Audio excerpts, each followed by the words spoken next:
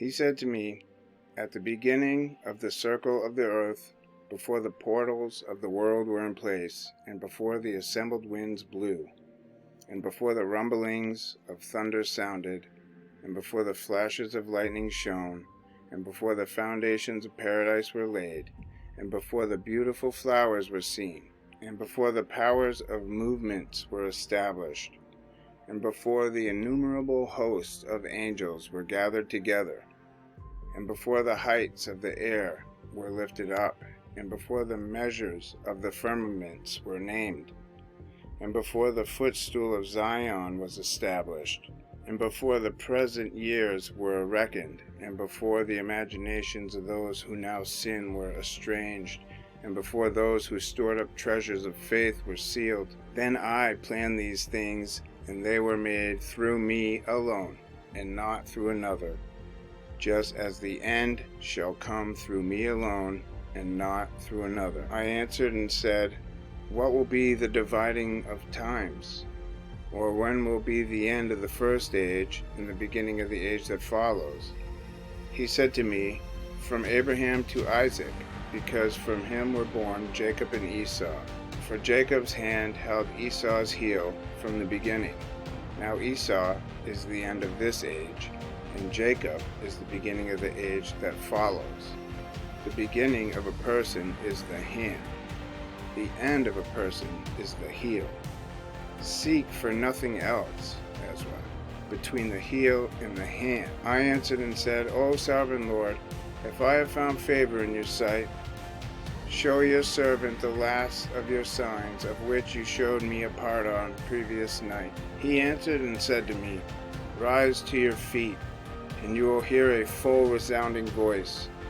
And if the place where you are standing is greatly shaken while the voice is speaking, do not be terrified, because the word concerns the end, and the foundations of the earth will understand that the speech concerns them. They will tremble and be shaken, for they know that their end must be changed." When I heard this, I got to my feet and listened.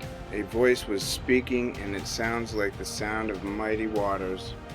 It said, "The days are coming when I draw near to visit the inhabitants of the earth, and when I require from the doers of iniquity the penalty of their iniquity, and when the humiliation of Zion is complete. When the seal is placed upon the age that is about to pass away, then I will sow these signs. The books shall be opened before the face of the firmament, and all shall see my judgment together. Children a year old shall speak with their voices, and pregnant women shall give birth to premature children at 3 or 4 months, and these shall live and leap about. Sown places shall suddenly appear unsown, and full storehouses shall suddenly be found to be empty. The trumpet shall sound aloud, and when all hear it, they shall suddenly be terrified. At that time friends shall make war on friends like enemies. The earth and those who inhabit it shall be terrified, and the springs of the fountain shall stand still, so that for 3 hours they shall not flow. It shall be that whoever remains, after all that I have foretold you, shall be saved, and shall see my salvation and the end of my world. And they shall see those who were taken up, who from their birth have not tasted death, and the heart of the earth's inhabitants shall be changed and converted to a different spirit. For the evil shall be blotted out, and deceit shall be quenched. Faithfulness shall flourish, and corruption shall be overcome, and the truth, which has been so long without fruit, shall be revealed." While he spoke to me, little by little the place where I was standing began to rock to and fro. And he said to me, "I have come to show you these things this night.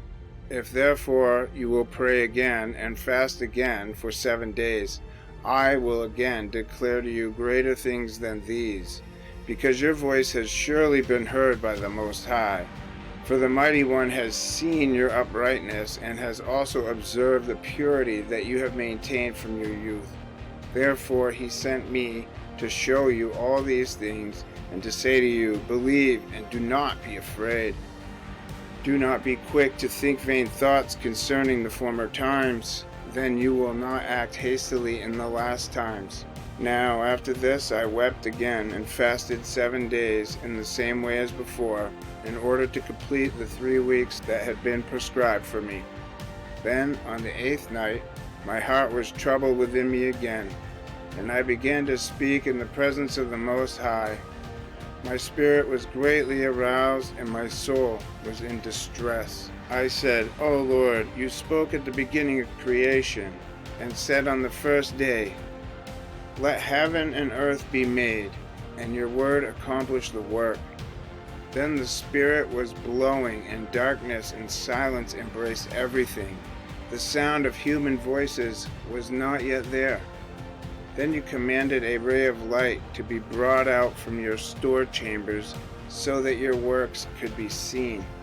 Again, on the 2nd day you created the spirit of the firmament, and commanded it to divide and separate the waters, so that one part might move upward and the other part remain beneath. On the 3rd day you commanded the waters be gathered together in a 7th part of the earth. 6 parts you dried up and kept, so that some of them might be planted and cultivated and be of service before you. For your word went forth, and at once the work was done.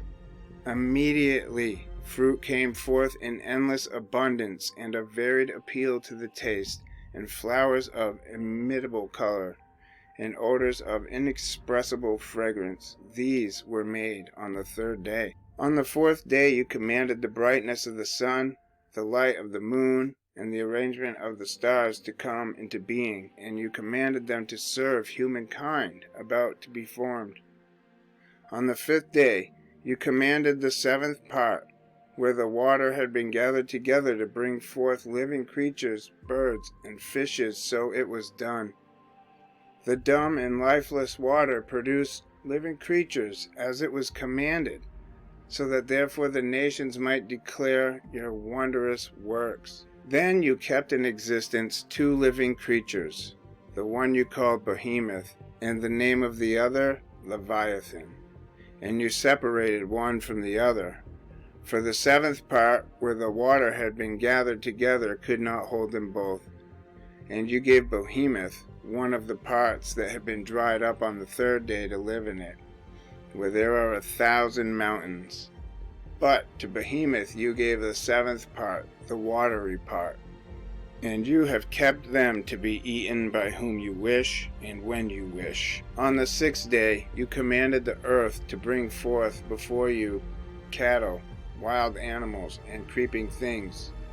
And over these things you placed Adam as ruler over the works that you had made. And from him we have all come, the people whom you have chosen. All this I have spoken before you, O Lord, because you have said that it was for us that you created this world. As for the other nations that have descended from Adam, you have said that they are nothing, and that they are like spittle, and you have compared their abundance to a drop from a bucket. And now, O Lord, these nations, which are reputed to be as nothing, domineer over us and devour us. But we are your people, whom you have called your firstborn, only begotten, zealous for you, and most dear, have been given into their hands. If the world has indeed been created for us, why do we not possess our world as an inheritance? How long will this be so?